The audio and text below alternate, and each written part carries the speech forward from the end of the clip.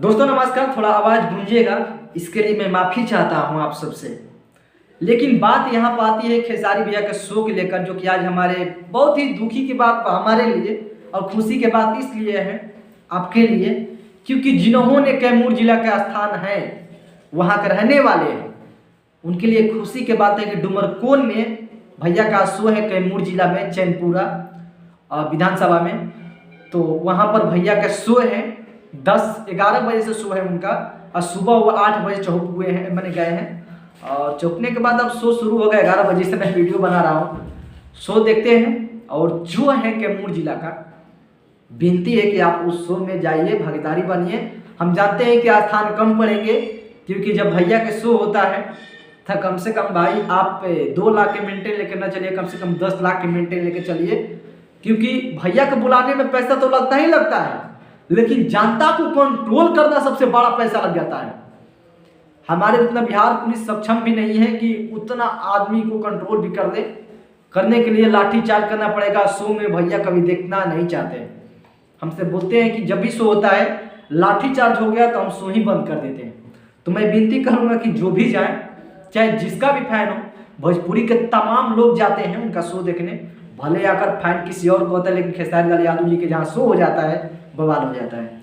तो निश्चित मैं कहूँगा जाइएगा सावधानी पूर्वक, क्योंकि भैया का शो है तो निश्चित है भीड़ ज़्यादा होगी। भीड़ जब ज़्यादा होगी तो बवाल भी तय है।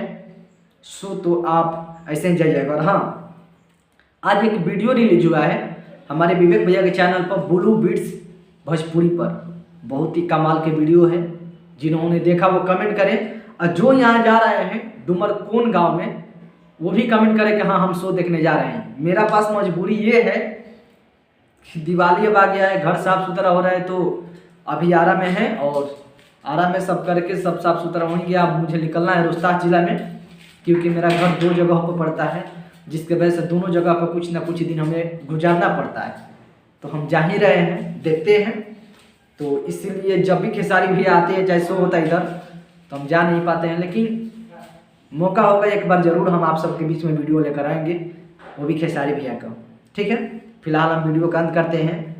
और खेसारी भैया 8 बजे एंट्री कर गए हैं कैमूर की धरती पर। मुझे पूरा विश्वास है कि आप लोग जितने भी टेक्स भोजपुरी देखने वाले हैं, तमाम लोग के चैनल देखने वाले हैं, वो जाए तो जरूर कमेंट करें कि हाँ हम आए थे। और दूसरी बात कि कोई एक यूट्यूबर ऐसा बोल रहा है कि बिना पवन सिंह के नाम लिए हुए वीडियो नहीं बनता है, तो हम भी यही कहना चाहते हैं कि लोग तो खेसारी लाल यादव जी के देख के सीखते हैं। और भोजपुरी में खेसारी लाल यादव जी नहीं होते तो अभी तक ले चोली घंगरा पगाना आता, लोग भी सुनते।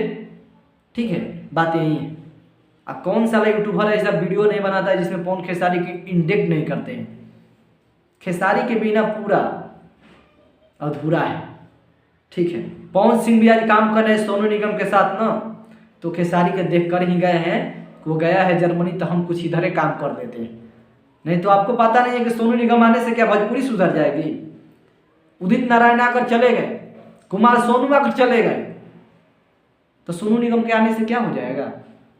मजबूरी बस यही है कि हाराबाजी है कि क्वालिटी पवन सिंह अच्छा दे रहा है, तो खेसारी लाल यादव बना रहे कि हम इससे भी अच्छा देंगे। जब खेसारी लाल यादव क्वालिटी लेकर आते हैं तो फिर पवन सिंह जाता है करने। तो भाई एक दूसरे को सबको जरूरत है, तो बकचोदी मत कीजिए प्लीज। और पोस्टर पर माधव जात ये सब लिख रहे हो, ये एक कायरो नजायज खून का पैदाइशी ऐसे ऐसे लोग लिखते हैं, बाले लोग नहीं लिखते। आप लोग समझदार हो मैं किससे बोल रहा हूँ और कौन वीडियो फॉलो करता है, सब लोग समझ रहे हो। नमस्ते। और भोजपुरी में ये मत कहिए कि खेसारी के पवन, सबको एक दूसरे के भोजपुरी में ज़रूरत है। आज के दिन में सबको ज़रूरत है, एक से घर नहीं चलता है, पूरा परिवार को कमाना पड़ता है। इसलिए भोजपुरी फैमिली है, सबको लेकर चलना पड़ता है।